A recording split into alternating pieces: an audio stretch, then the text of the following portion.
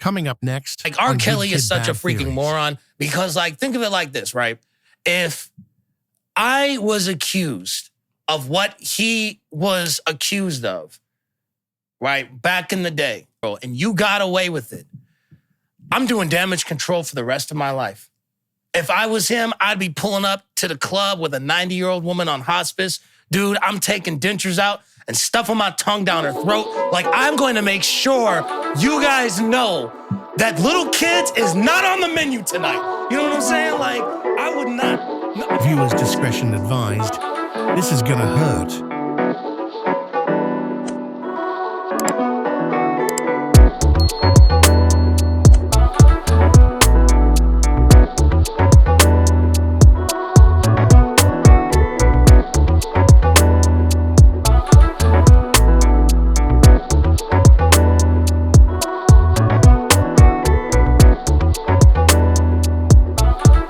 You are now listening to Good Kid, Bad Theories with David Terrell Green and Cityy'Boi Don.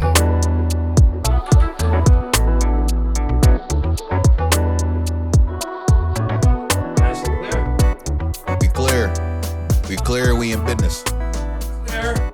We are in business. Oh, So you said that. making too much noise sitting down. What's up? You ain't even that old, man. I know, but like that's the thing. People just like they want to throw that title on me, and I tell folks, man, I am older. I'm not old. I am older. You know what it is? People be getting real quiet, but I said, bro, you're only old until you're dead. Then you're just dead. No, for real. Think about that. You that's only fair, old. Okay, like for example, all right. If a 30-year-old were to pass away right now, what's the first thing everybody would say? They died too young. Too young, Yeah. too young. Well, oh my God, it's too young. It's just like, okay, so if that's the case, it's just like, you know, old to me is when you start getting towards your 70s. Even with like Malcolm Jamal Warner, God rest his soul, right? He was 54 years old. Now, at 54, if you're old, at 54, if you're alive, they just gonna call you an unk. But if you pass away at 54, everyone's gonna be like, it's so young, you're so young. I'm like, yeah, it is young. So it's just like, okay, so let's calm down with the, oh, you're old. We're just so obsessed with age. I think We're so obsessed with age, bro. I think people start saying that you're old once you're like in your like late 60s, 70s, or so on and so forth. That's what I'm saying. I've had a couple of family members that have died in their 60s, and they're like, they still have like a lot of life to live, and I'm like, They kind of did. yeah. They kind of did. Yeah. Yeah, like if you and I were like Joe Biden's age, he's like, he had so much left. I'm like, what left did he have? Applesauce. Exactly. I had a bingo tournament this Friday. No, like I was shuffleboarding this morning, and I just stroked. What's a stroke, Biden? What? I took a crap and it couldn't stop and I died. No, I asked this one Andy girl. Elvis? Oh yeah, screw that guy. I asked a girl the same thing. I said, if a 30-year-old were to pass away right now, what's the first thing everyone would say? And she was like, he was an addict. I was like, oh, okay. Wow. I was like, that's a good one. You know what? I didn't think about that, you know? I think she was choosing from the list of like deal or no deal, bro. That's what I'm saying, right? Drugged out Jeopardy. Yeah. I'd like to take an addict for 200, please. Like, what the heck? So what do you call a 30-year-old that died too young? What is fentanyl poisoning? You got it. Yes. Let's go. You got it. That's never mind. And that's white people's default for everything. Drug overdose or he was a criminal. Oh, George Floyd? Just literally, oh no, you guys better be careful now. You know what I'm saying? Like we got the counteract now. The reverse card. Exactly. The reverse card. Just like yeah. Don't play it. Did you I know that you didn't see it, but did you see like pictures and like clips from like Charlie Kirk's funeral? No. It looked like a wrestling event, bro. Did it? Yes, like I heard that it was just like a sea of white people, like almost like a Klan rally. That's what I heard. well, like his wife came out, you know, to do the eulogy, and there was like you've seen wrestling, how they walk out and there's like fireworks, sparks surrounding them and stuff like that. That's literally how she walked out. Like it was so weird. Like you would have thought Homelander would have been flying around. Like that's how like weird it was. Man, and she had a boxing introduction. She was playing "Till I Collapse" by Eminem in the background. Introducing Mrs. Kirk. Till I whacked him. Because if I am not, then I am not feeling them. Right, and then she starts rapping along to it, and then she points at the audience, and they say, "I am not Eminem." I'm like, it was weird, bro, because like the thing is that, and here's the thing. I will say this, and it is very courageous. What I can give, I don't know what's her name, Erica. Yeah, Erica. What I can give Erica props to is it was very bold of her to go on stage and say that she forgives the person who took her husband's life. That takes a lot because, like, not obviously I do not stand in alignment with the Kirks or what they did or what they were peddling. But I do say that, like, anyone who's put in that scenario, I think it's fair to say if you were like F this person for life, then you'd be like, yeah, that's a fair feeling. And then you have like freaking Donald Trump's loser self, like, yeah, well, she says she forgives her enemies. I will never forgive mine. It's just like, nigga. The problem. What? The problem is okay,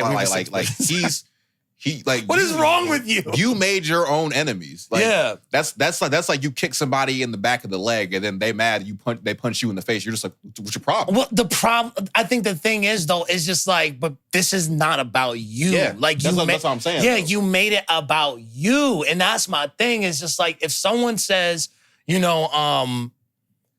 okay, like for example, like let's say at John's wedding, and he's just like, I can't wait to spend the rest of my life with you. And he's saying that to his wife at his vows, right? And then on my speech, I'm like, I personally could never settle down with anybody. You know what I'm saying? Like,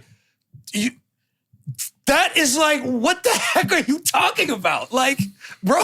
Hey, bro, shout out to you, big dog. I hope that you have a good life. But personally, I'm gonna be a gigolo up in this piece. Exactly, right? Like, man, like you see all this kitty around here? Like, one woman? You settle down? Just one. Shit, I would have asked you for multiple wives. What are you talking about? Exactly. Like, I believe in polygamy. Like, no, I do not believe in polygamy. That stuff is like, that shit's gross, bro. You think it is? I think it is just because like you're trying to get a pass and manipulate whoever it is that you're with so that you can have a pass to be with other women or men for that matter. Like, that's weird to me. And then you're expecting the dude or the woman to be okay with you doing Well, a lot of people who do like the polygamous thing, like especially like folks who are black, they will usually try to like draw back to, oh, well, back in the day, a lot of people had multiple wives and stuff like that. Like they'll say like the Bible, like, oh, well, it was in the Bible. I'm like, yeah, but like when Solomon was getting ready to die, he was like freaking depressed. He was like, this is bullcrap. What did I do with my life? You know what I'm saying? So I don't like it when people try to use things to try to justify certain things, because I've also noticed that a lot of those guys who are like that are also like incredibly like sexist. I saw this video. This dude was like, they asked the girls, not him. They asked the girls, would you be ever open to allowing like other men, or are you allowed to go out and find somebody for yourself? And he answered for them. He was like, no. They were asking the girls, and that's how I knew. I was just like, oh, okay, so this is one big Ponzi scheme. You know what I'm saying? Because it's like, this has nothing to do with our ancestors. Nigga, you just want to be nasty. You just want to hump on whatever you want to hump on without, consequence. Man, you die and your answer was like, the fuck were you doing? What is this? I thought you thought I had multiple women. No, but they kind of do though. There's some folks in like Africa. They like, oh yeah, he had 10 wives. I'm like, bro, I couldn't. 10 wives. And the thing is, like, that's 10 personalities you have to. You have to juggle. You have to juggle all of that. You have to deal with that because, like, not like that's why, like, people like to hype up Neo. And they're like, oh, man, Neo got a brand new girlfriend, man. Look at him. He's so cool. I'm just like, bro, but like, you got to think about it. Like, Neo can just walk out of the house if he wanted to. Yeah. Like, do you think that I'm not accusing Neo of anything, but do you honestly think that those girls, if they were just like, you know what, I'm sick of you, they could just leave? They could just walk out the house? They could just go find somebody else? I mean, you can find somebody else, but you ain't finding another Neo. That's what I'm saying. Neo can find another person because he's Neo. Yeah. And that's my thing. It's just like, you know, you have 4 wives. If all of those wives collectively came together, just like, okay, girls, no coochie, right? And they're all in agreement. Dog. Yeah. Do you know how irritated I'd be, bro? If I had like I don't believe in this at all, but like if I had 4 wives and I'm just like, I'm like, man, I had a long day. Like you ain't getting nothing from me. Right. You ain't do this. Bitch, I got 3 other wives. You ain't getting nothing from me. Yeah, okay. Goes upstairs. Yeah. You're sitting here like, yeah, hold on. That's 2 out of the 4. What the fuck's going on right now, bro? Like, go up to the next one. Hey, man, can I please? Nope. Exactly. What the 75% of my women, they saying no to me? What the? All right, something going on here. What did I do? It's them. They the problem. Yeah. They the problem. Go to my last one. Hey, no. Well, you guys can get the fuck out. I'm like, well, guess I'm touching myself tonight. Again. That's what I'm saying. Getting blue balls with 4 wives. How dare you? How dare you? Neo probably will get pissed off, bro. Man, you got a family meeting with all 4 of your wives? Okay, so no one's putting out. That family that family meeting gonna look like the end of training day. You gonna be, you can do this to me? You motherfuckers, we'll be playing basketball in Pelican. That Neo. All they doing is smiling at you, bro, because they know what the fuck they doing. Man, I couldn't do that, man. Multiple women. That's like it's not the flex that I feel like people think it is. Like if you have like multiple girls. Nah, it just looks like you're I'm not gonna. You look more of like a legalized pimp if that's what it. I mean, if we're putting it that way, you know what I'm saying? Well, okay, wait. So you the last episode you said that it was illegal. It was illegal in like 18 states that I said to cheat. Yeah. Okay, but what about having multiple wives? See, because if you're not allowed to legally have multiple wives, so then what? You we all just decide we're gonna just sit here and just be kumbaya? Like, how does that work? Good Kid, Bad Theory is gonna run a test. Yeah, so we're gonna have multiple women. Yeah, we need someone who's in a polyamorous relationship, a successful one, to break this down so I can understand. Come on the show. Yeah, please come on the show so I could please just like not understand on purpose. Like, I need you to. Yeah, I've never understood the dynamics of multiple like people in a relationship, and I guess and when it comes to like one more person in a relationship, they're called a throuple. Yeah, and throuples. Yeah, if there's one thing that grinds my gears, it's definitely that because throuples. Yes, because I feel like there is like a level of patience and a level of like investment that you're trying to that you don't have. I just want to hug, man. But investment that you have with this other person. So then you're halving your time already with another person. Mm-hmm. I mean, at our last job, there was somebody that I knew that was in a throuple. And every day I heard him talk about how like she just kept kind of like shortchanging his time and going to spend time with the other dude. I said, that doesn't mean you're in a throuple, bro. That means you're the side nigga. If we're keeping it a stack. Just keep it. Why is she always doing this? She never wants to speak. This is like, man, I got some dudes for you. Like, I'm gonna hold your hand when I say this, but like, exactly, you the side nigga, bro. You know what? It's been it's been 3 weeks, no date night. You're not even responding to my calls. That's because I'm busy. Yeah, sure you you're are. Busy with the other dude, bro. Just come. See, I'll have to call you back. Yeah. Sorry about that, everybody. You busy with the other dude, man. No, yeah. That's weird to me. Yeah. That's weird to me. And then like because you're in a throuple, like you can't even really. You ain't a throuple, you a side. Bro, because you are, bro. Because it's like you're not. And the thing is, when he was telling me, he was talking to her about like how he felt. And she was like, well, you know that like I love you both. No. See, okay, hold on. See, my ex-girlfriend, she was trying to pull that crap too when we were in college. Because I caught her cheating. Now, to be fair, my goofy self should have cut it off after like the first time, but like we tried to work it out and then she did it again.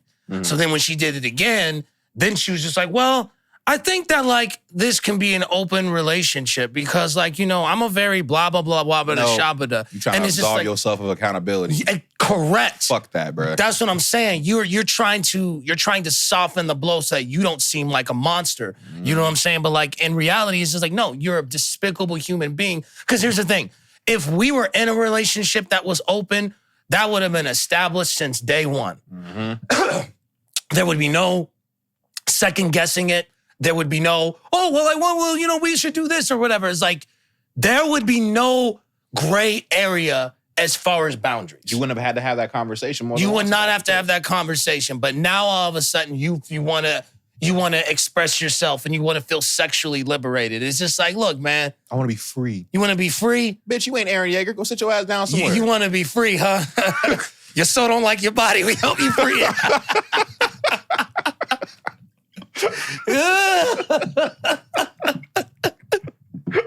You want to be free, huh? Okay, guys, I'm not a murderer. So like if I'm not David.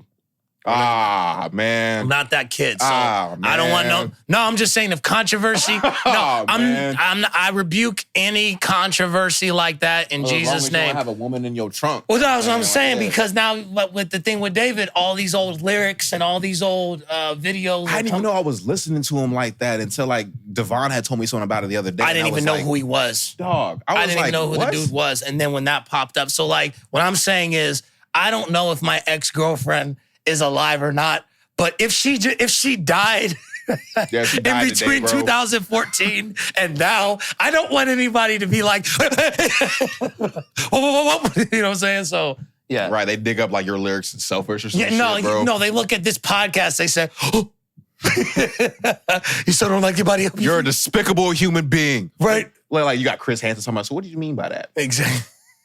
You see those new Chris Hansen clips? No, bro. Bro, he is not playing around.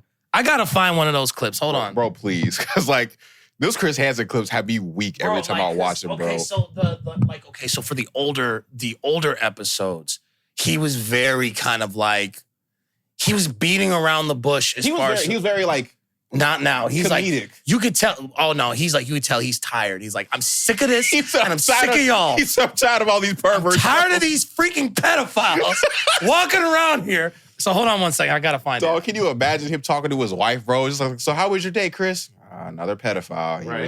He was naked as soon as he walked in the house with a pizza box. Can you get your own fucking material? Jesus Christ, man. So what'd you do, Chris? I just talked him down and told him that, I'm not investigation. Yeah, like, come on, man. Stop looking at all these pornos, bro. Get your own shit, dog. It's like, what do you do? What would have happened had there been a 14-year-old girl here, Tim, and not me or the Polk County Sheriff's Office? Well, you'd have ate her ass. And what would have happened had there been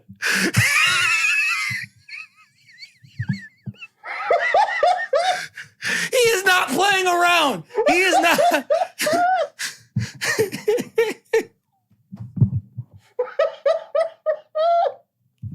Bombaclat. Dog.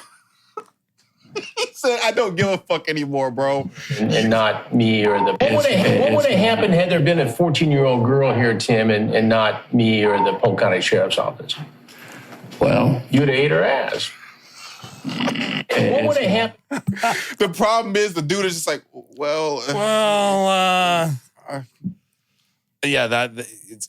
on. I think they're dog. Revealed to him that I know everything. Your name is Jared? Yeah. And how old are you, Jared? I'm 30. You're 30. Yeah. And what do you do for a living? I deliver buildings. Buildings? Yep. What kind of buildings? Like portable buildings. Portable buildings. So you have a truck? Yep. So you drive these loads of buildings around and you drop them off? I do. And then you came here to drop off a different kind of load.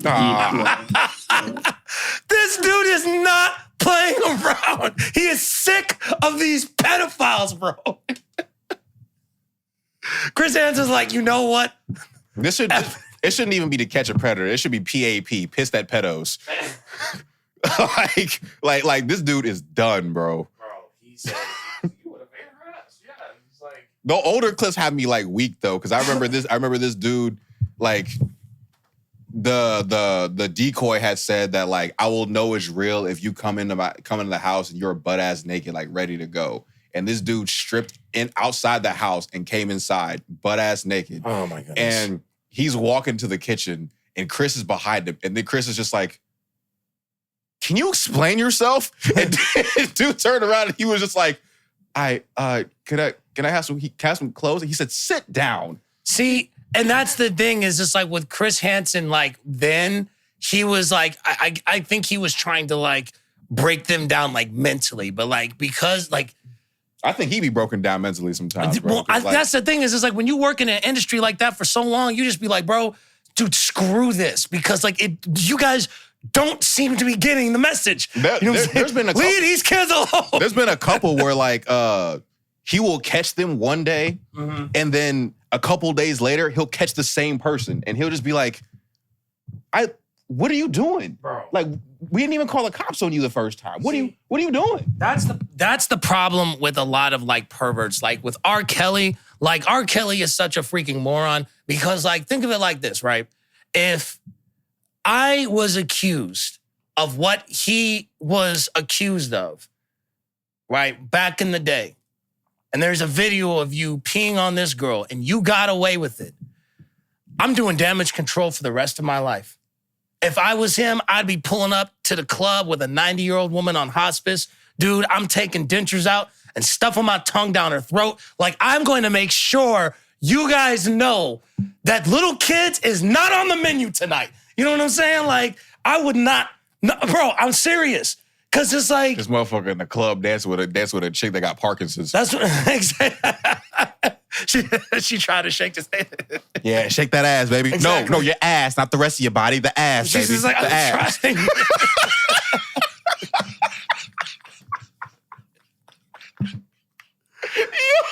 He said,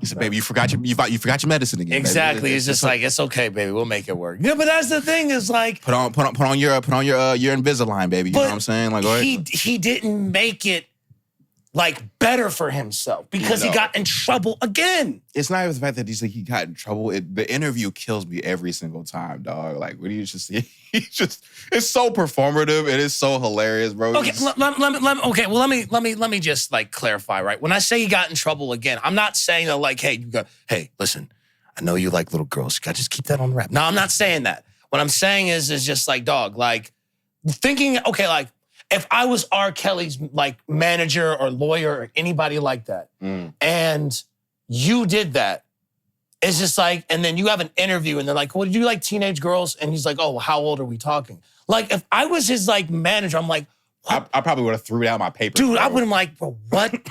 What the fuck? You know what I'm saying? Like, no, I would be so mad because I'm like, dude, stop. Like, bro, for real, like, stop. And that's my whole thing. Like, if I was trying to change the image of myself, if I was R. Kelly, that's what I meant. Not, I gotta clarify sometimes, guys. No, I mean that is true. That's Yeah. like those who like got away with murder and then they're starting to talk about like murder and they're like their songs or some shit. And you're just like, Yeah, or it's like O.J. Simpson. yeah, He got away with it, but then he made a book about if I did it.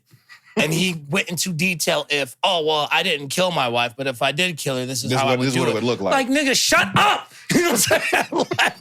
Like, if I was your manager, shut up. No. Then he goes to his manager, so like, hey man, so you know I didn't do it, right? Yeah, okay, yeah, whatever. So I have an idea. Okay. What if I made a book about detailing if I were to do it?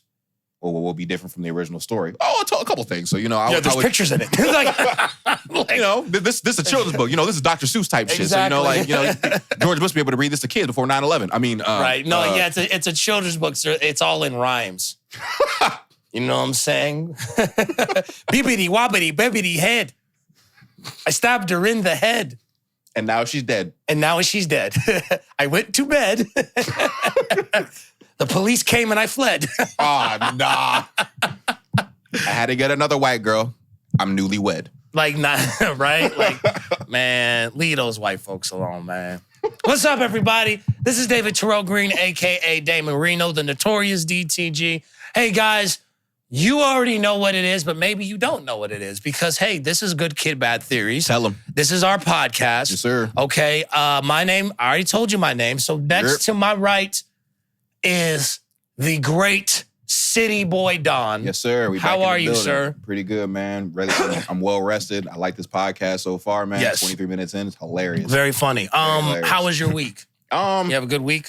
Very busy. Yeah, me too. Very busy. You know, to those who know, or maybe they don't know, it's my last semester of my undergrad. So Nice. I'm taking a lot of credit hours. I'm taking like 17 credit hours. So it's Nice. It's quite a bit on top of work and the gym and everything else. So a lot of homework, but still make some time out to do this podcast, do shows, music, stuff like that. Absolutely. Also, it is somebody's birthday tomorrow. So we need to give this man a shout out. I was hoping that this did not It was going to happen. Not fruition. I want to live. I'm not saying, I mean, mentioning my birthday. That's what I meant. I was hoping that this didn't come to fruition.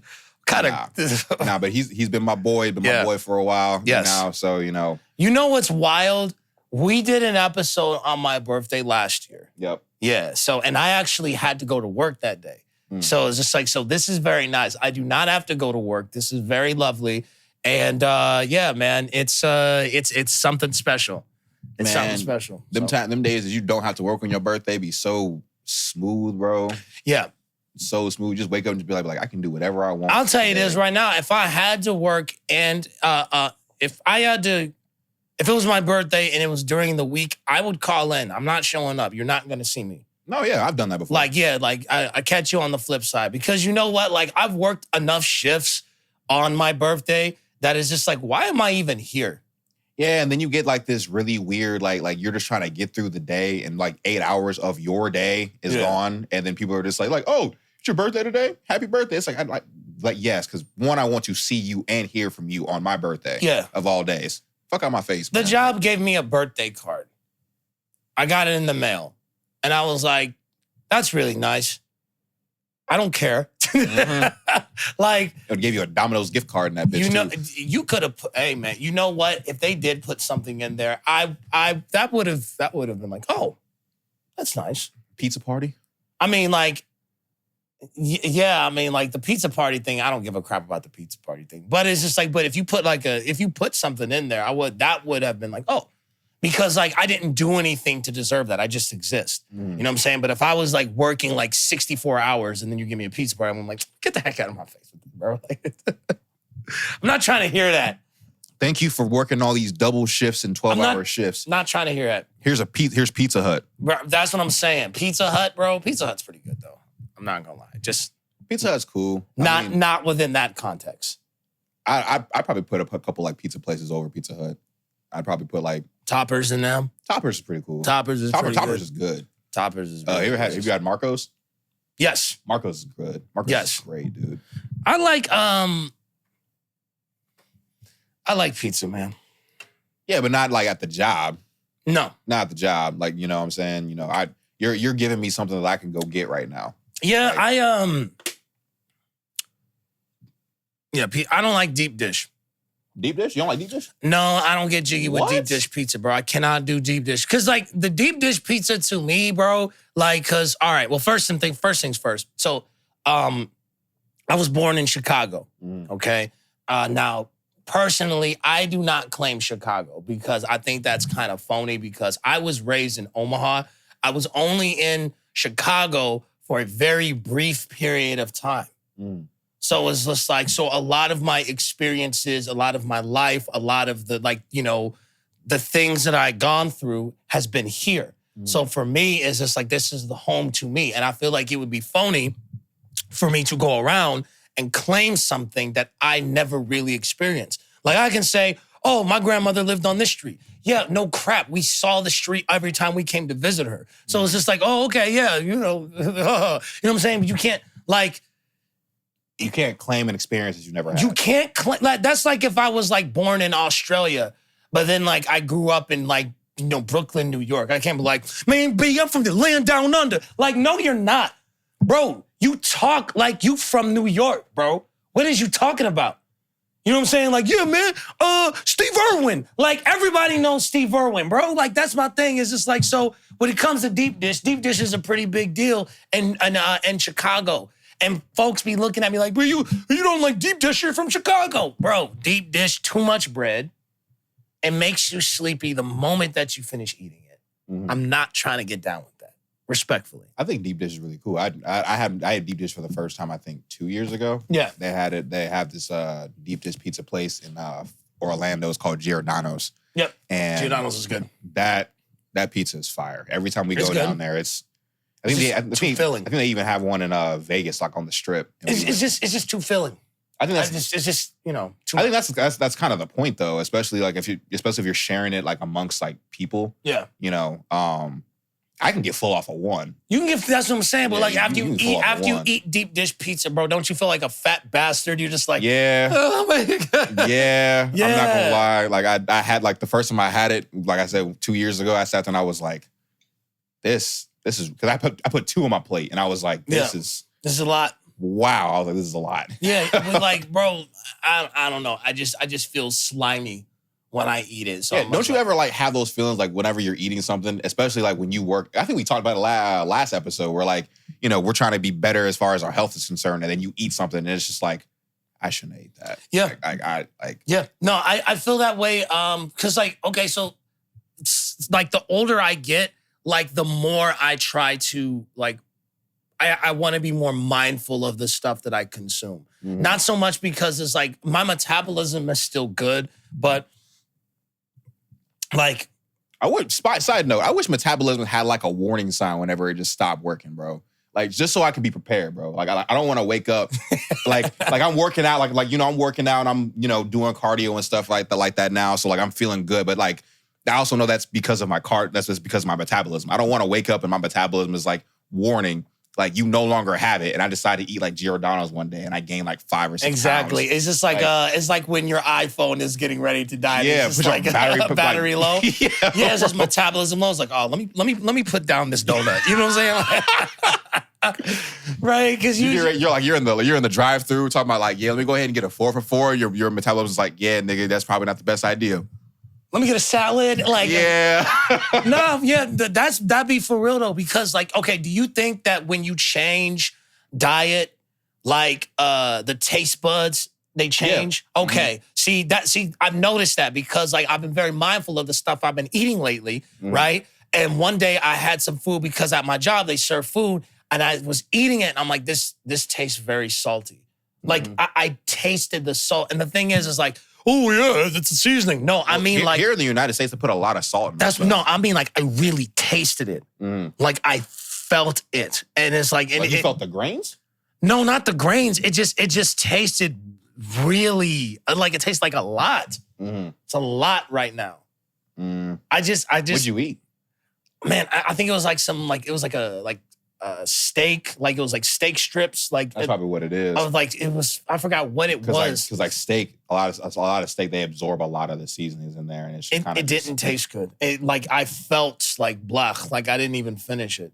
I think it was either that or like Korean fried chicken or something. It was something that I tasted all of the bad that came with it. And I know that sometimes it's like, oh, it was because they didn't season it right, or maybe it's just my body is like starting to change. Because like if I'm eating salads and vegetables and everything literally every single day, you know what I'm saying? Like that should have something to do with that, right? I mean, the vegetables and whatnot can definitely like cleanse your system a little bit more, especially if you end up doing like an actual cleanse. Because I know my dad, he does cleanses and then he also fasts. So from like Thursday to Friday, he doesn't eat anything until like Friday night. So that definitely can change like your taste buds, and that can change, you know, how you just how you eat as a whole. Sure. I told him he a better man than me because I don't know if there's gonna be a time that I'm gonna be like willfully fasting. I feel like that takes a lot of like willpower that I probably do not possess right now. Like it depends on what you're fasting. Because the thing is like there are different levels to like fasting. Because sometimes you can fast food, and you can just drink water. I think that's what he does. You can fast meat and then just keep it simply plant-based for like a couple of days. You can do the dry fast, which is just like no food, water at all.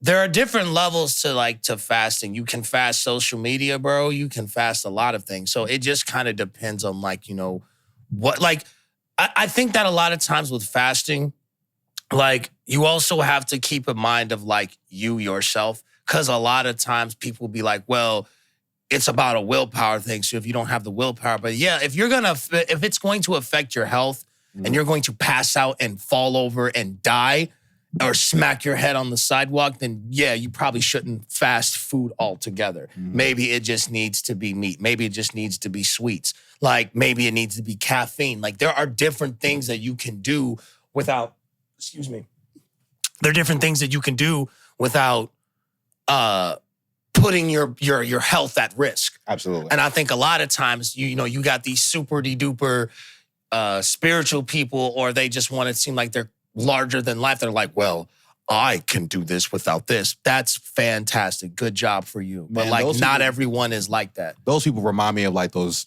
those idiots that be at our last job whenever like you would call in for like, I don't know, the weather because of your life. And they're just like, well, I made it to work. It's like, cool. You also know you're going to be the first person fired, right? What? Huh? Exactly. Right? What? That don't mean nothing. I'm sorry, I'm what? telling you, bro, that really don't mean nothing. Because like my coworker back in the day, he was like that. Like, man, all you got to do is just keep working. Just keep your head down. Just keep working. Keep your head down. Man, fam, you got furloughed with me.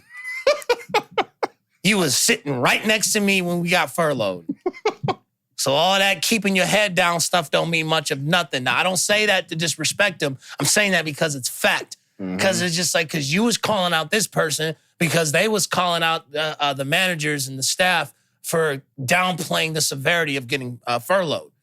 And you thought that if you was a good little boy, that you was going to be protected. You wasn't protected. You was sitting right next to him and me. So it's like, that don't mean much of anything, honestly. So like, yeah, I don't know. Let's get into some topics. My bad for that rage. Nah, you good, bro. That was a little bit of rage. Hold on 1 second. You good, man. I mean, Jaws was like done more than enough to screw us over in our short lifespan so far. So your rage is warranted.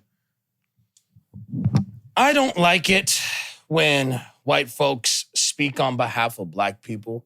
So like 2020 to basically just now. Yeah. It's always been like that, actually, since the beginning of time.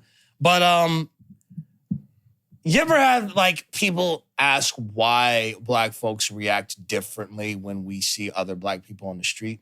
When black people walk past each other on the street, you know, they do that like, what's up? You know, like that's a gesture they do to each other. I think that's because, you know, they're always like doing stuff to each other. So that's their like intimidating, you know, they like to, what's up? Like bring it, do something to me. You know, like, they're different than us. When we walk down the street, we smile at you. Anybody, it don't matter what color you are. If we see you and we walk past you and we lock eyes, we go. And it's like, we don't want to smile, but like our parents raised us right. So we're like, hi. That's like our way of saying, I don't really want to talk to you, but we've locked eyes and I've acknowledged you, but hey, you know, I'm going to keep walking. And they're like, what's up? What's up?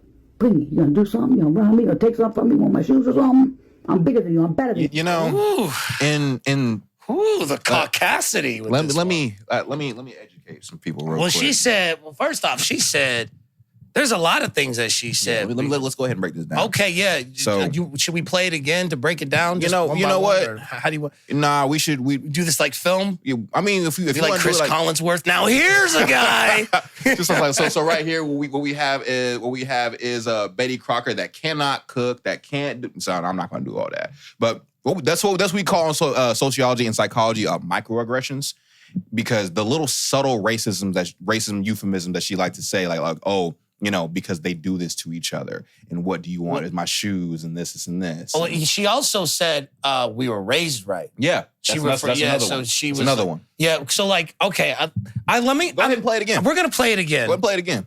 because there were some things that she kind of like said that were like, huh, interesting. First of all, no. When black people walk past each other on the street, you know, they do that like, what's up? You know, like that's a gesture they do to each other. I think that's because, you know, they're always like doing stuff to each other. Pause it. Okay, like, what do you mean by that? Are you talking about like... She's talking about like gang violence and shit. Gang violence. Oh, okay. I thought she was talking about like gay stuff or whatever. Just like you nodded at him. He's just like, what's up, bro? I hope he sucks my dick.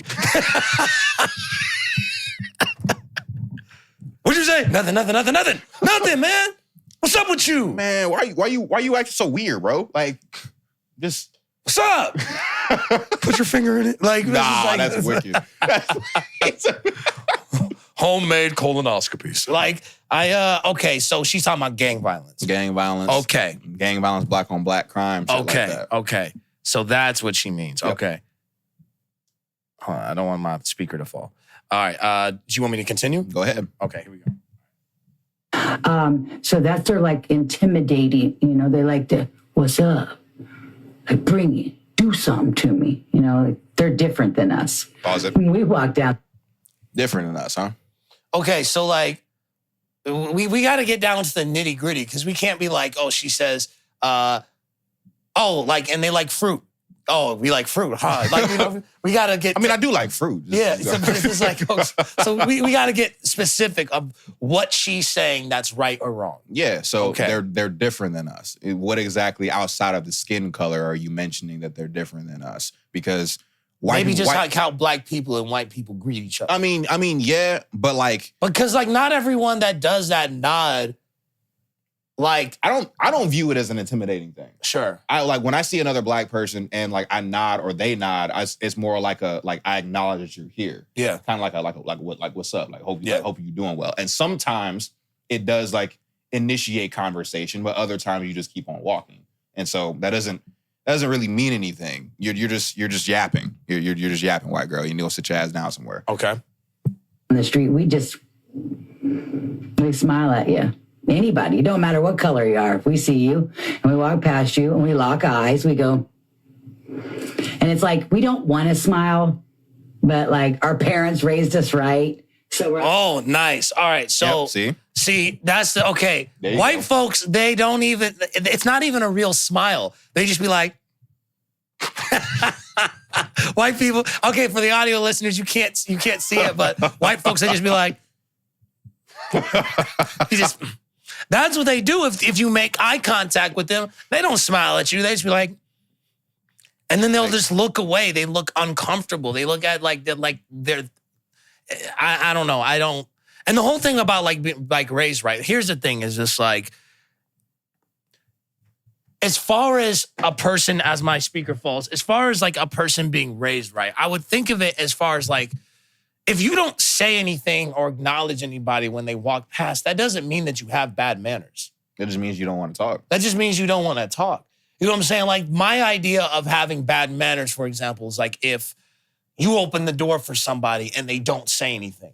Yeah. You know what I'm saying? Like that's bad manners. Or if you see somebody that has like a bunch of shit in their hand and they need help and you're not opening the door for them. Yeah, or just like there are so many different examples of a person having bad manners that has nothing to do with what it is exactly that she's saying. Or talking to somebody in conversation. You know what I'm saying? Like not acknowledging like their feelings in the conversation. Yeah, Like that. yeah. Like, that's a lack of Because manners. she's saying that like, oh, like if they nod at each other, it's just like, oh, you want my shoes, you want to fight, you want to do any of this stuff. It's like, first off, those are only key environments that happens. Mm-hmm. Secondly, if they were gonna rob you for your shit, they would not start by just like, they wouldn't be like, oh, hey, what's up? And then they walk past you like, I nod at you and you nod at me. Oh, this person wants my shoes.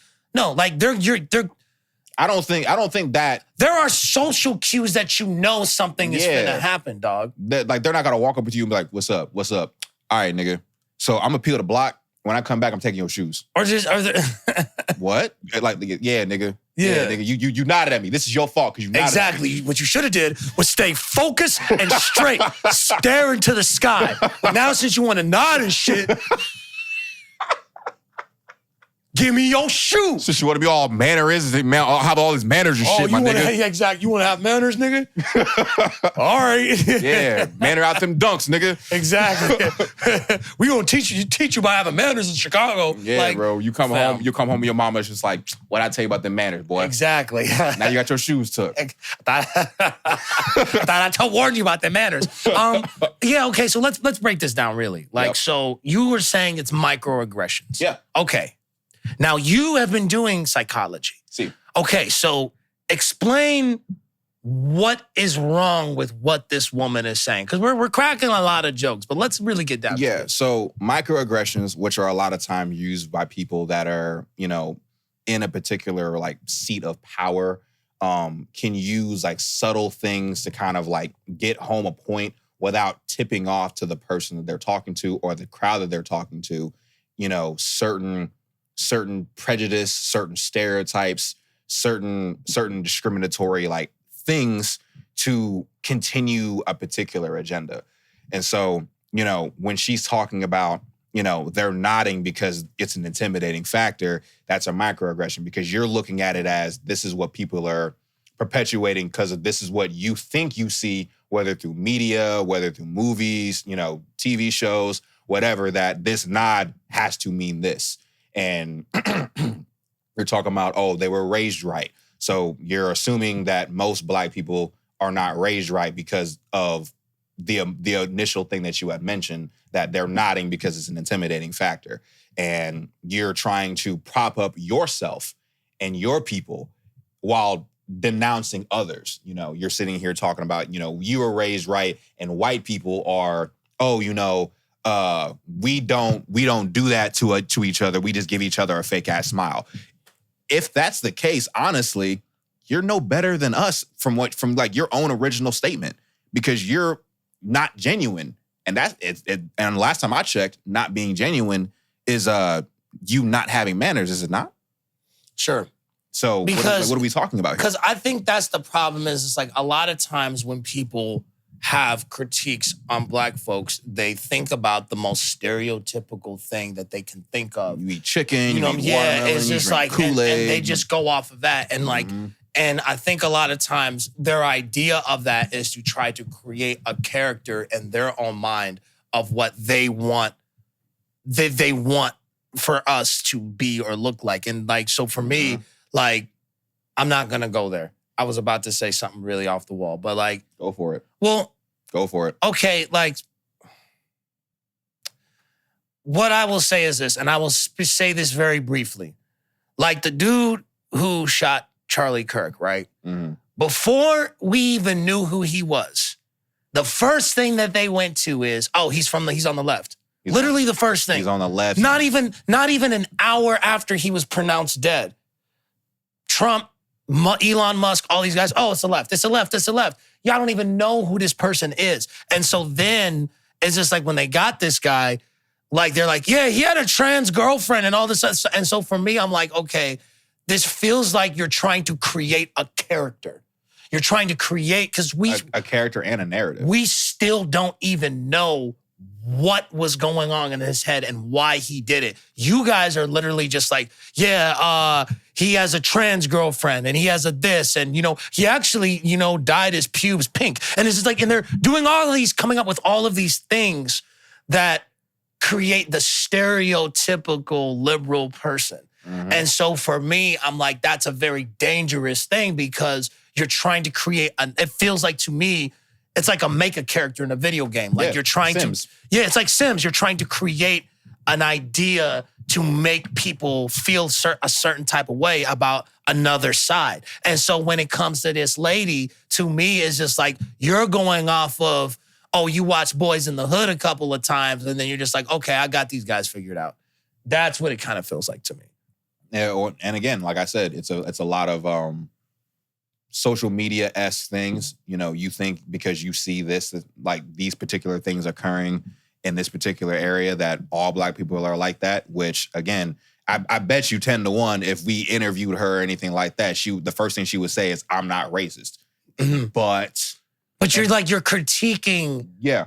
Like Microaggression. Microaggressions. Yeah. Yeah, because, that's the thing is like, here's the thing, white folks, you don't have to put a burning cross in your front yard for you not to be racist. That's my whole thing. It's like a lot of people just be like, "Oh, I'm not racist," but it's just like you don't have to wear the Klan's like blankets for you to know that you're racist. They associate like racism with like the extreme and not with like other microaggressions because it's very simple. It's like if they see you with locks, they're just like, well, I don't know if we should give him the job because he's not qualified. How's he not qualified? Look at his resume. Well, I mean, it's just like, but I'm not racist. It's like, yeah, but like, you're not giving a good reason. I mean, if we're keeping it a whole stack, that's part of the reason why Allied decided to let me go is because my locks were red. That's what I'm saying. But if you accuse them of race, then they'll be like, oh, I'm not racist. But their idea of racism is like Django Unchained or whatever the heck. You know what I'm saying? So it's just like, yeah. Yeah. So, hopefully you see whatever light that you need to see, white lady. I don't know your name, but you're doing microaggressions. And that's just that is yeah. That's a very What? No, I was just thinking about that. Like how she said that. It was just like yeah. I mean, the thing is, like, most people will probably like look at it as like, oh, it's harmless. But it's like that same rhetoric is the same like level of rhetoric to a certain extent what Charlie Kirk was pushing. Sure. And I'm not saying that.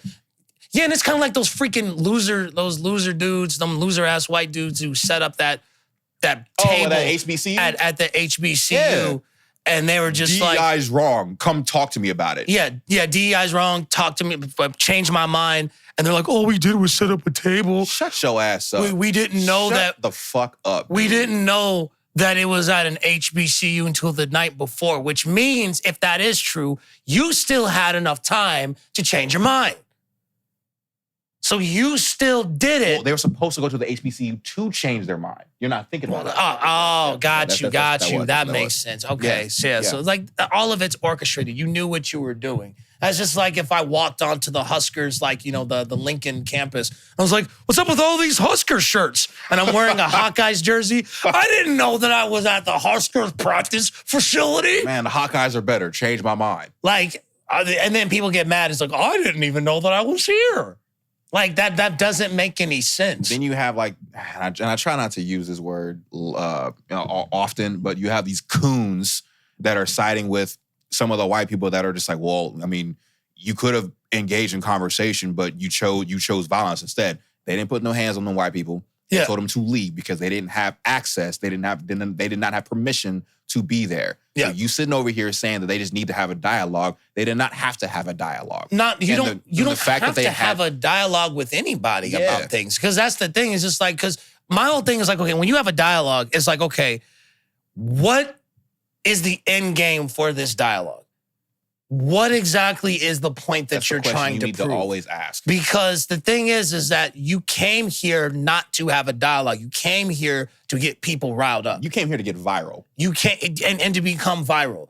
And so like that's the thing is it's like, if I'm having a dialogue with someone, then I feel like at a certain point there is a common ground that we are going to meet at the end. But if you are, and this is why, like, I'm not gonna lie, and this is coming from a man of faith, okay? I don't agree with dudes going to like the neighborhood and like they have the mics and they're like, so in the Bible it says, like, I don't like that. Because it's like, what do you? Yeah, you're making it seem like because the Bible says this, and this, that all of a sudden the person that you're talking to is going to become straight. Yeah, it's just like like you go to the neighborhood, the Bible says that's wrong. Oh my God, why didn't you say that in the first place? You know what? Hold on, I got to make a call real quick. Yeah, Jerome, I can't suck your dick tonight. Exactly.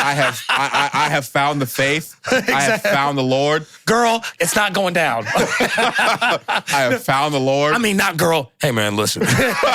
No, but like, the thing is I don't like it, and I don't like it when a person spends their whole life being despicable, peddling hate, and then they die, and then they're like, they accepted Christ as their Lord and Savior around this time. Because I'm like, that like, first off, God is not a dummy. Because it's like they say you will know them by the fruit that they bear. So it's like, that's like if the dude was like a freaking serial killer. He was like a, I shouldn't say this, but it's like, that's like if a dude was like a, I can't say child on here. I just said it. No, you did. I just said you it. have to blurt that out. Okay. Let's say he was just like a serial killer who took advantage of people sexually. Okay. So let's say he was a serial killer who took advantage of people and he's getting ready to get the death penalty, right? And they're getting ready to inject him with the needle. And he's like, Jesus is Lord. And God's just like, he got me. He got me, guys. All right, come on in. Oh, I guess you're right. Like, right. Before Hitler died, like he's like, I accept Christ as my Lord and Savior, and God is just like, next. You look familiar. Yeah. Can you tell me what you did in your life? Oh, I was devout to Christ. Something's off, but Willie Lynch just being as evil as he is right before he, like if he's about to get in a car accident before he dies, he's like, oh, Jesus the Lord. He goes to heaven. He's just like, yeah, nigga. I got in. Looks at all the slaves he killed and they're just like, no. So what I'm saying is like, if God is sophisticated enough, right, and knowledgeable enough and powerful enough to create the whole cosmos, the whole universe, then I'm pretty sure he's knowledgeable enough to know when someone is on that BS and is not authentic. Correct.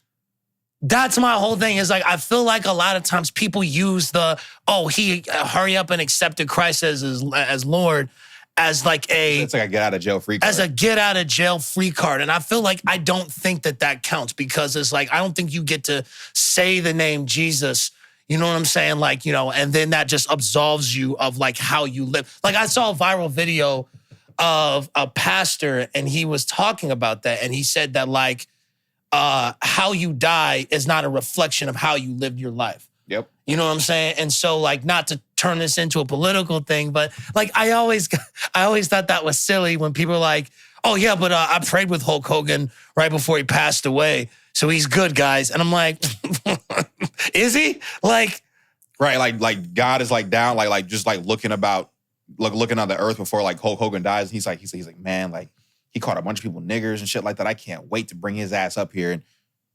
But he's praying with, fuck. Are you serious? All right, bro. Like, I guess he's good. All right, man. Whatever, bro. Y'all just be letting anyone in here, huh? That's all I'm saying. Like, I'm just saying. So. It's like, damn, everybody get up in this bitch, huh? Right, exactly. All you got to do is accept me in your name, huh? Exactly. It's just like, I didn't know it was that easy. Damn. Well, that's all it took? Who made it this easy?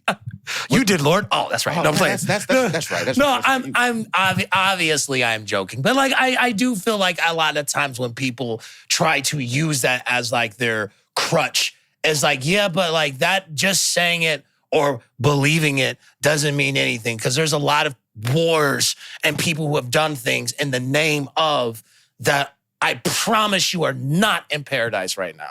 So It's just like, so you like, we got to get a little bit more specific about like how the people live their life and not just, if they believed like, in the Bible, because it's like.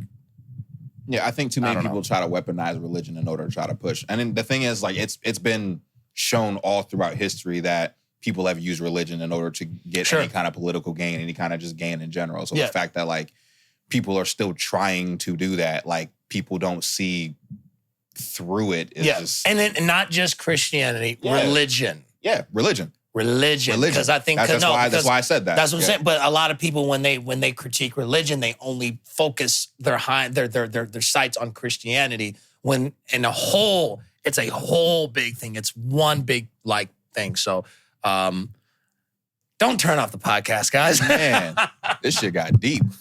We were lighthearted. It wasn't like we did but anyway. Cityy'Boi Don, you went to school. Yes. Did you ever when you got older and you saw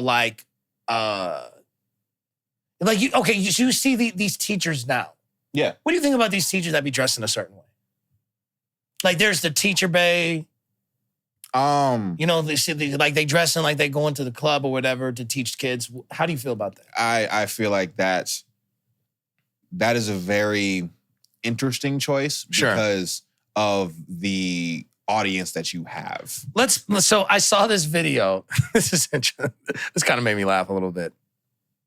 And them teachers are dressed like that because they in there trying to hunch on each other.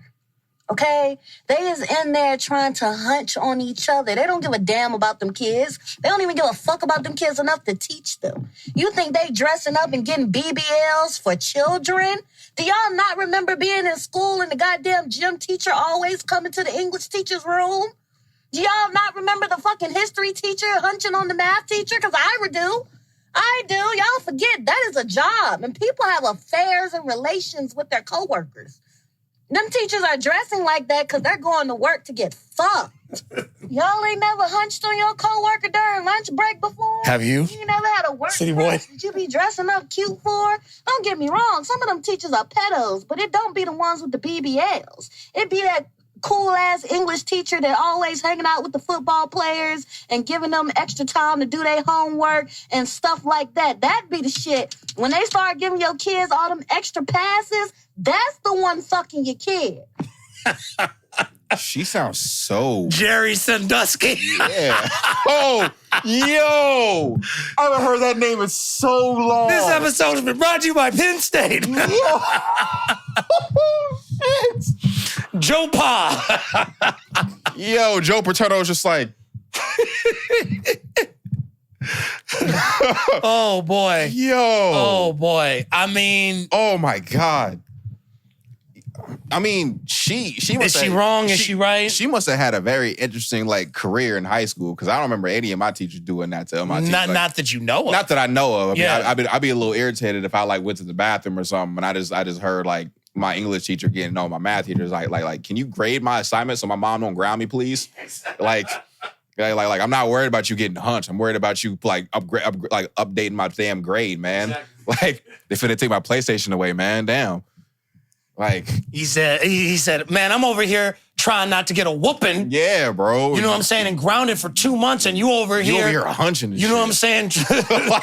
Walking around trying to get your back blown out. It upside down? Oh no, it's all good. We're still recording though. All Yeah, right, cool. Yeah. So yeah, bro. It's like you should know. And now you're gonna talk about there's no homework. Well, thank you for there not being any homework. Can you upgrade my grade, please? Exactly. Please, man. So I mean, okay, so obviously I was homeschooled, so my knowledge about it can only go so far. But it's very interesting because there were people I had a person, I was in Boy Scouts, and there was our counselor, one of the associate counselors, one of the people that was helping in it. He is currently facing prison time because they found a bunch of CP, and he was trying to link up with little girls. And, hearing that as an adult, me, my godbrother, and a lot of us, we were like, what the heck? Right. You know what I'm saying? How did this happen? And it was just and it wasn't like he was wearing muscle shirts or whatever around the kids. You know what I'm saying? But it's when she says that, it's that does kind of make a lot of sense because it's because a lot of them, it's I do have a question, man. Yeah, what's the question? So you know how the FBI always, at this point, it's not a secret. Everybody the FBI watches our every move and shit, right? Sure. I just want to know, at what point does the FBI step in when there's too much CP? Because it's you hear all these things all the time. It's oh, they got caught with this many gigabytes or this many terabytes of CP. It's but you knew that. So at what point were you just all right, that's enough? Maybe when they piss them off too much. I just that's always just yeah. Because I mean, like, I guess. Because in my opinion, I feel like 1 megabyte, which if like 1 kilobyte. Which, that's a lot. That's a lot. That's a lot of stuff. Like it's CP we're talking about here. That's a lot. Yeah. So you're letting this weirdo have 2 do you know how much 2 terabytes is? That's a lot. Do you know how much that is, y'all? Like, I have 2 terabytes of my PlayStation 5, and I've had my PlayStation 5 for 5 years, and I have not gone to the 2 terabyte limit yet. Yeah. And I've had a lot of games. Yeah. All that what are we talking about? That dude's on a spree. Dude. Right? He's like you got a CP DLC. What's wrong with you, bro?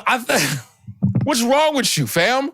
Like Asian kids, awesome. Can't wait to download. Click. Like, bro. I think honestly, like, it's probably when they just like get fed up with them. Or they're like, oh, okay, you talking too much, you making too much noise. Or they will plant it. Like, imagine if Dr. Umar was like on the FBI hit list and they're like, oh, we got something for you, nigga. And then they like hack into his computer. Pog. Dog.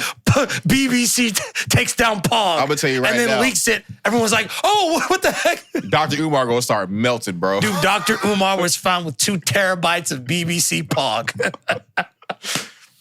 White Sarah J videos. Bunch of Sarah J videos. He would be like some white devil planted planted a snow bunny. Bro. Getting dogged out by a black king on my computer. Somebody planted a BBC getting like digging out a snow bunny. We believe that. He's on his IG Live. Sarah J getting dogged out on Dr. Umar's computer. Sarah J getting dogged out by a BBC on Dr. Umar's computer. One more time. Sarah J getting dogged out by a BBC and oh.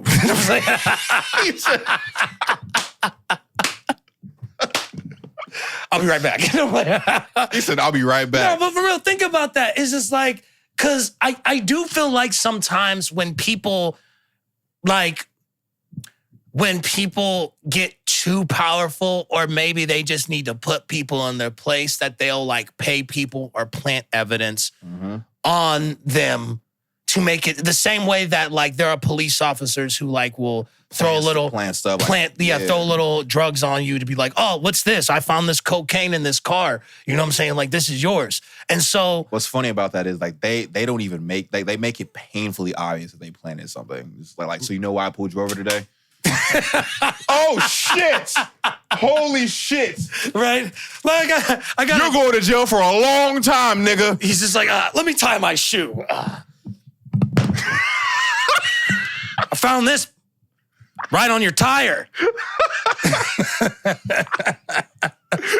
I found this. Right you mind if you open up the trunk, and then as he opens the trunk, he's just like. Open up the trunk, like all you hear is oh, we have a dead body in here. Oh, okay. Wow. Oh, it's the Celeste girl I'm playing. Whoa.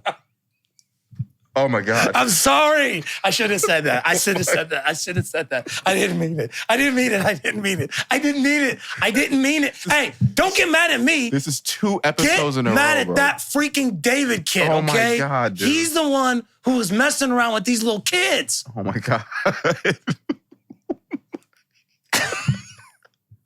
This is 2 episodes in a row, dude. Man, I need to stop. I'm not like, bro. R.I.P. to Celeste, man. You didn't deserve that, bro. Oh my God. I know what you deserve, David. But anyway. Oh.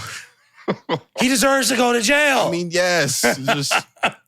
Hey, Lord. I'm sorry. Somebody go click off of this episode. They go.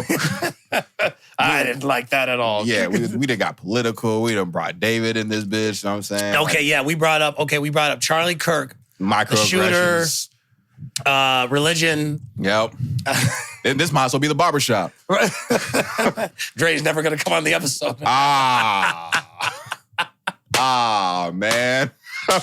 Oh, man. Dre just be like, I can't be on the podcast, bro. I can't be on the podcast. Ah, man. Y'all talk too much, man. Don't even go to the podcast. Y'all talk too much. So, Dre, if you're watching this, man, Shout out to Dre, man. I love you, dude. You got me fresh cut yesterday. I appreciate you. I was just joking, okay? Please, I appreciate you, man. Hopefully everything's well with you, man. Yeah. What were we just talking about? The teachers. Yeah.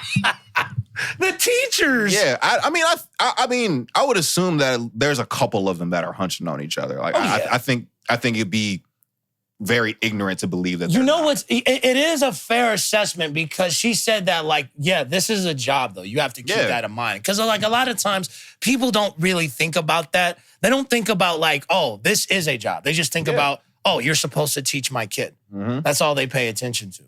Because it's like there's a lot of times that I've gone to, jobs, especially those warehouse jobs.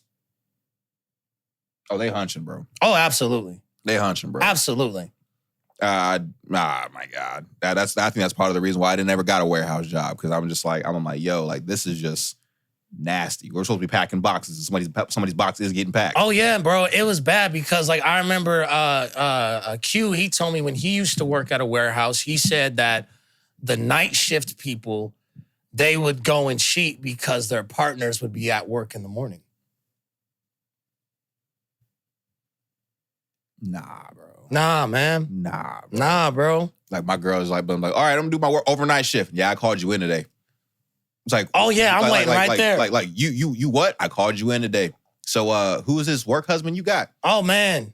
Who is this nigga? But that could be true though, because it's like, so like the teacher thing is like, because I always thought about that when I saw the whole teacher bae thing. And to be fair, I do think a lot of times women are not held to the standard that men are, because I do feel like there are women that will intentionally try to seduce like boys, and they will do things that like, I'm like, I don't like that. Well, yeah, think about that teacher who had sex with all those kids and that like she made him put on a scream mask. Yeah. Yeah. Like the first thing everyone was talking about was like, oh, I wish I had a teacher like that. But I'm like, or I saw this one video, it was this girl and she had booty shorts on and she was like bending over in front of a little boy, pretending that she dropped something. And that little boy was just like staring at her butt. And she was just like, oh my gosh, stop. And like everyone was like laughing, like, yeah, that little boy, man, he knows what he wants. But like she's seducing a child. And it's like, and that's not funny because, and I don't like to be the if the roles were reversed type of guy. But that is true. But it's true though, because any scenario where that is not a little boy and it's a little girl instead, dude, people will be ready to execute this dude. Be ready. They come out to his house with a noose or a shotgun. Everything, bro. Yeah. Everything in between. And so that's my whole thing. Is just like the standards of it. So it's like, I mean, I don't know. Like I said before, I was homeschooled, so I've never seen that before. But I've worked at enough jobs to know, like, yeah, she being a little bit extra with her fit today. Even if you have to wear work uniforms, it's just like, there are things that you can do that are like, all right, man, like, what are we doing? I think it's also funny when that happens and you comment on it, and the women are just like, well, what did I do? I hate it when they do that. So I just got stupid written on my motherfucking forehead or something? I hate it when they do that. What do you mean? What do you mean? Like, hey, you might want to pull your shirt up a little bit. Like, you got too much stuff showing. What's wrong with that? All right, bro. No, but they be doing it they be doing it with you. So they do it with you, and then they think that you're stupid, and they just be like, I don't know what you're talking about. Like, so do you want me to just say it?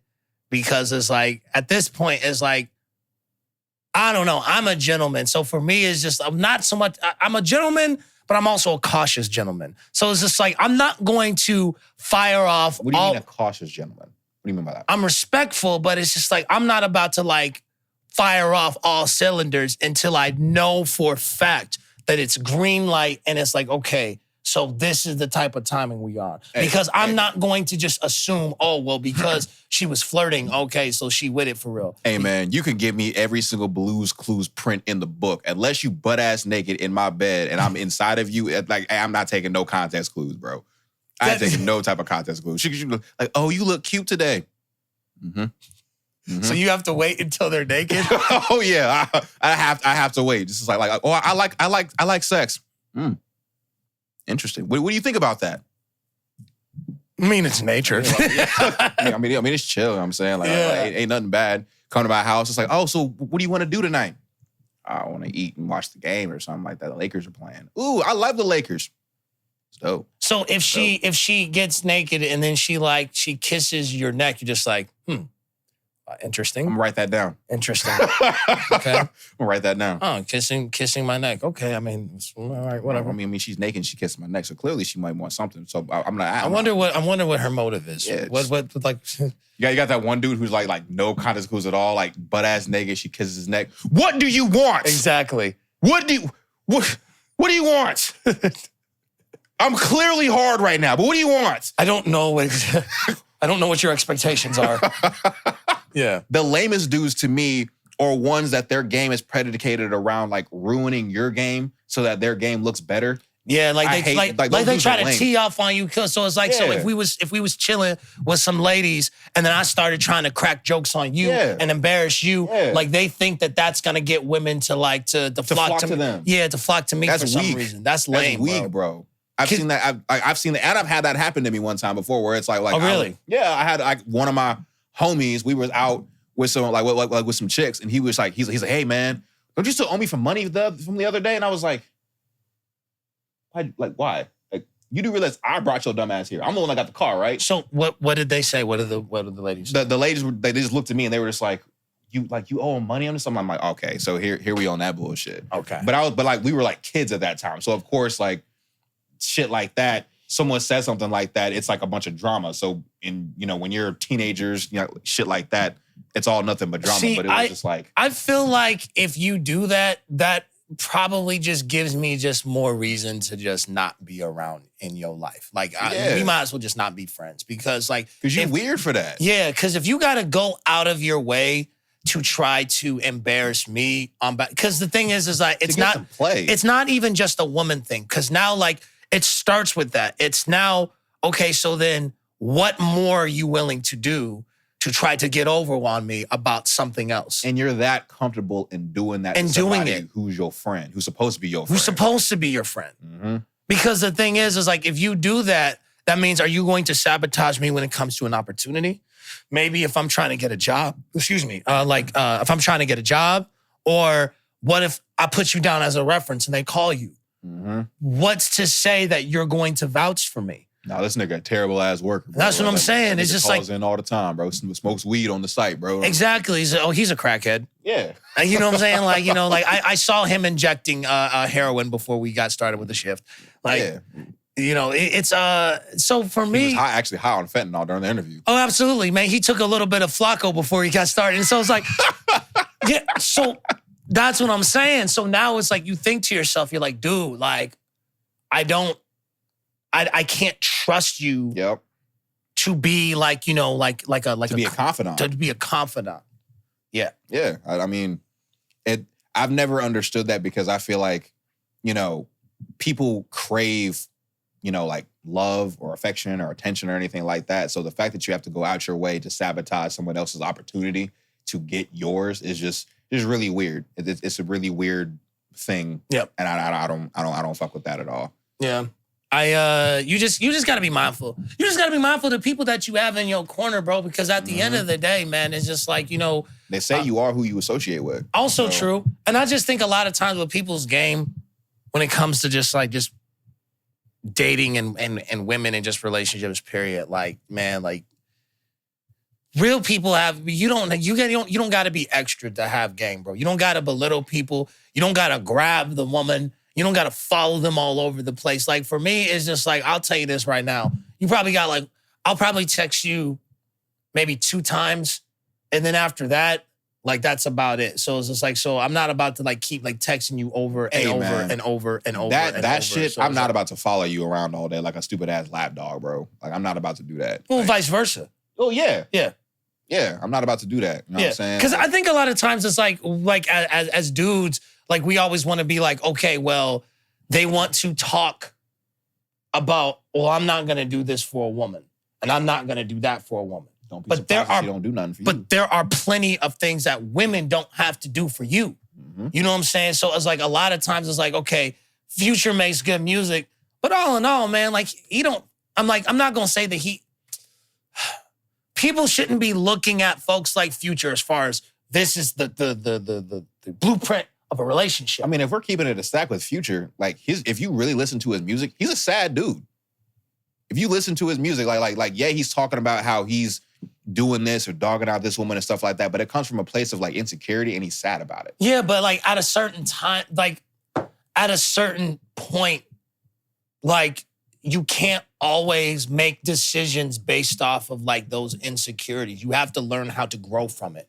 Because it's like at a certain point, it's like, okay, that happened, but this is now. Yeah. So you have like, so for example, with the stuff that I was going through with like my dad, right? So when he passed away, I was spiraling heavy and alcohol and a whole bunch of stuff, like particularly alcoholism, that was a huge deal. Now, at a certain point, it's just like, yes, I understand there's a process of grieving, but life goes on. So you can't be like 50 years old, still acting out and doing things towards people and be like, oh, well, it's because of this. It's like, all right, better example with like Kanye.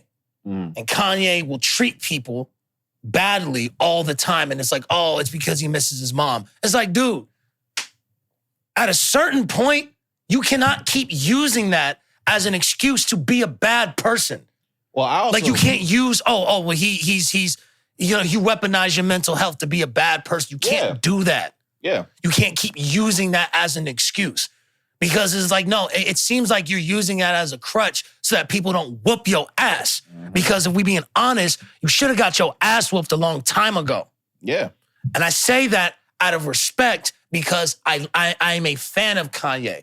But like, in all reality, if anybody who was like that talked to me or you like that, how would you handle them?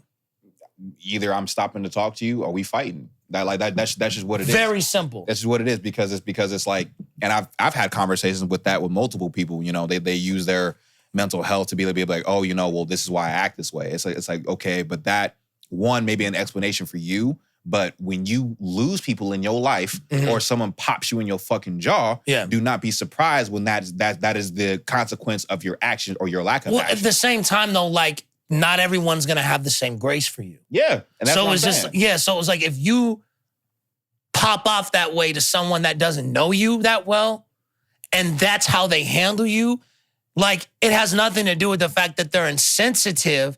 It's just like, bro, I don't know you. And it's just like, and I'm going to handle you the way that I would handle a stranger because that's basically what you are. And people aren't going to give that same level of grace to mental health just in general. I mean, like, we talk about mental health all the time. Sure. You know what I'm saying? Like, I talk about mental health with my family. I talk about mental health, you know, like when I'm at school and stuff like that. It's a very big thing. But just because I talk about it, he talks about it, my family talks about it, or my other friends talk about it, doesn't mean that everybody holds mental health to the same value and to the same extent that that we do. And so when you have another person that you're potentially talking to and they're just like, oh, well, they were insensitive of my mental health. It's like, okay, my question to you is, how did you present that to them? How did you present that to them? And did you trauma dump? Did you just treat them unfairly? Like what were you doing that made them react in this particular way? Sure. And when people are just like, oh, well, you're not seeing it from my perspective. Okay, so you're just refusing to listen. Yeah, well, and plus when it comes to like the celebrity thing, I think a lot of it just comes down to a title.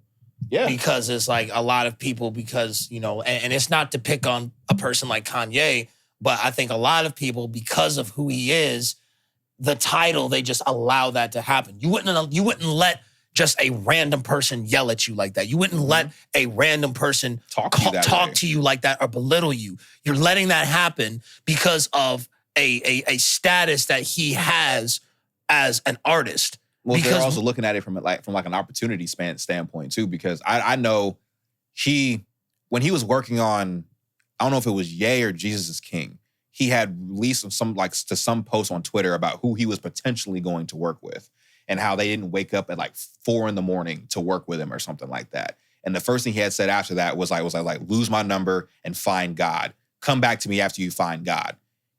Now, the couple things that I have with that, one in jest, I was like, so they're supposed to lose your number and go find God. So how are you supposed to know if they found God or not, first and foremost? And second of all, you felt that confident that you had to make fun of them on social media. And people just allow it because it's like, if I work with said artist, we're using Kanye for this example, if I work with Kanye, this will put me into not the same stratosphere as Kanye, but this will get me more successful. Sure. So that's why people tolerate some things like that anyway, to get some kind of there's an advantage. Sure, exactly. A gain. Yeah, exactly. Something comes from it. It's just like, okay, so I just have to put up with this to get this. Mm-hmm. But I feel like in some ways that's a form of abuse. It is. Because there's no guarantee that you're actually going to work with this person. So it's just there's no guarantee that you'll get that whatever gain that you're looking for. Or you get the relationship that you want. Mm-hmm. And sometimes when people know that, they will use it to manipulate you to do whatever they want. Mm-hmm. And so I think that can be a very dangerous game. So and that's, I don't know, for me, it's I know how I am. I know how a lot of my friends are. If anyone else were to talk like that to you, you'd be ready to knock their block off. Yeah. So I don't like it when people try to step in the middle for this person because of this. It's that's just all I'm saying. It's no knock towards, towards Ye or anyone who has mental health issues. But I think that sometimes people almost wear it like a badge of honor. Because there are people who are real life going through things that they don't walk around and boast about that. They don't walk around and be like, yeah, man, you know what? I slipped my wrist. Isn't that cool? No, there are people who are real life struggling. They're not making it their personality. These people genuinely need help. Mm-hmm. You know what I'm saying? They need help. And you can tell the people that are performative about it and the people that they're trying. They need help. Yeah. So it's just I don't know. That was intense. like I said, this is one of probably the more deeper episodes. No, this was a fun episode, and this was a deep episode. I'm not saying it wasn't fun. I'm just saying that there was a lot of things that we were able to put into practice. Mental health. Yeah, it was a good balance. It was a very good balance. We did a good job. Let's get out of here, man. It is an hour and 30 minutes. Cityy'Boi Don, what do you have to say to the people before we did? Get us to 1,000, man. Man. Y'all are being real y'all feet are moving in quicksand or something, man. Mm-hmm. I saw the post that we had the other day about One Piece and Dragon Ball being iconic. It got to 1K views and 1 subscriber. What are we doing, man? I'm looking at y'all. Every one of y'all. Get us to 1,000, man. We're trying to do this for y'all. We always do this for y'all. Mm-hmm. But on the real, we love you guys. I want to give a special shout out to Miss Thornton. You showed up to our show a couple weeks ago. Was not on my bingo card at all, but that was a really special moment. You hold a special place in my heart, as far as helping me be the person that I am today. And then I don't even think I mentioned it in the podcast today, but I actually was a guest speaker for her yesterday. Oh, nice. At Papio South. So I was able to talk to some of the seniors in high school about my journey so far and, where I want to go with not only just school, but the podcast, music, and all of that, because they were more interested in this than they were about my education, which says a lot about the state of education at this point. But yeah, we do this for you guys, and there isn't a waking moment that I have that I look at it as a wasted opportunity. So yeah, keep watching us, keep supporting us. Keep showing up to, our shows. We have a lot of dope music. We got some more music coming soon from both of us respectively. And yeah, it's just been a really good moment. And I honestly, if anything, I can't wait for this episode to drop because I'm very intrigued about this one. This is a fun episode. This is a very fun episode. Very fun. As Cityy'Boi said, it will be my birthday this weekend, tomorrow to be exact. Yeah. And what I will say is this. Life was very different 10 years ago.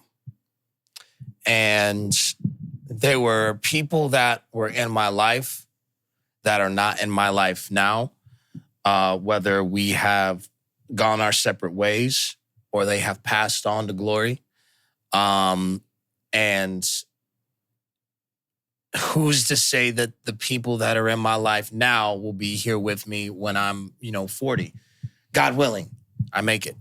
And I don't say that from the perspective of fear. I say that because life is definitely unpredictable. There's a lot of things that I didn't think that was going to happen to me in my 20s that happened. And I say all this because I want to get a little serious with you guys. So some of you may know this. Some of you may not know this. In 2022, in July 24th, 2022, I tried to kill myself. I was 26 years old, and it was probably one of the most darkest moments that I have ever been in. And there was so much weight, so much pressure, so much just dark that was in my spirit, in my head, and I just could not find a way out, and I just had enough. And I made one misstep, and if I were to actually just go for it for real, I wouldn't be here. I froze up for just a slight second, and I'm here. And I say that because I'm speaking from a place of gratitude, because I'm glad that I messed up. Life is like an elevator. It is like a lot of ups, a lot of downs, and people pushing your buttons, okay? So this is definitely no cakewalk, but I can tell you one thing for sure, is you never make a permanent decision off a temporary problem. There are things that we are going to be faced with in life, but that stuff only lasts for a season. And it is okay to feel low. It is okay to feel hurt. It is okay to feel those emotions, because that's what makes you you. You don't have to run from it. You don't have to be Superman, you know what I'm saying? Because it's like that you're lying to yourself. It's okay to be honest with yourself. You know what I'm saying? But now comes the, how do we move forward? How do we grow? How do I heal? And there are avenues that you can take to make that healing worth it. If you don't want to go to therapy, go to the gym. Okay? Do both. That's what I did. Journal. If you journal. Talk to somebody. Talk to somebody. You know what I'm saying? Go to church. Go to the right church. That's the thing. Go to the right church. Mm-hmm. You know what I'm saying? It's just like, and talk to the right people. Because not everyone needs to be speaking to you in that moment. You know what I'm saying? So it's just like, it's funny because a lot of times folks be like, oh, well, if you ever want to talk, I'm here. They only say that because they they're saying that to make themselves feel better. Yeah, and then you call them up, you're just like, hello? Yeah, man, I want to talk. Oh, I didn't think. Right now? Are you sure? We want to talk right now. Exactly. So it's just like, be very mindful of the people that you talk to, right? I can stand here as a survivor of someone whose attempt did not work, that I'm grateful and happy that I'm here amongst you all. And wherever this year takes me, wherever this decade takes me, wherever the next 5 years, God willing, I'm still here, takes me, I can tell you one thing right now for sure. I'm glad and grateful and very happy that I get to spend it with you guys. This world is messed up, but you know what? There are things about it. There's an anime that I watched. It's called Monster. And there was one particular character, he used to be a hitman. And this character said that what made him stop wanting to be a hitman, he was getting ready to take out his target. And he saw the target. He had a cup of coffee. He put a little bit of sugar in the coffee. Wasn't enough. Then he put a little bit more, stirred it, drank it. Oh, yeah, this is it right here. And that hitman saw that, and he said it was the simple enjoyment of him having a cup of coffee that made him realize how precious life was. There are simple things in life that we enjoy that makes us who we are. I like, you like bowling. Yep. Cityy'Boi Don likes to bowl. You know what I'm saying? Like, it's a simple thing, but it's something that makes him him. And the simple things show you that you are alive and that you have a purpose to be here. It's the simple things in life, the stuff that you enjoy to do. Oh, I enjoy going on walks. That's a thing that makes you you. It doesn't matter if going on walks in the park isn't cool to the person down the street, or if bowling is cool to me. It doesn't matter if you know what I'm saying? It doesn't matter if traveling is not exciting to the next person. It's exciting to you, which makes you you, which makes you special, which makes you worth it. And I'm saying this as someone that survived. So my message to myself is thank you, David, for not giving up.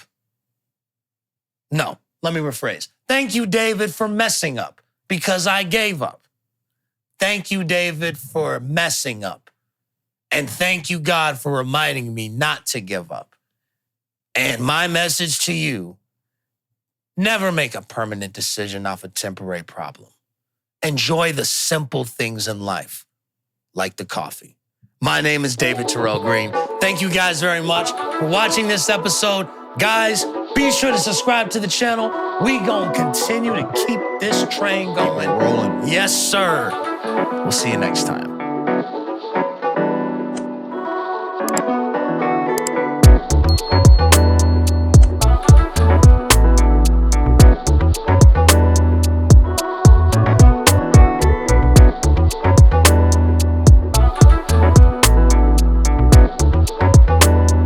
Like and subscribe to the YouTube channel. Follow our socials and don't be musty.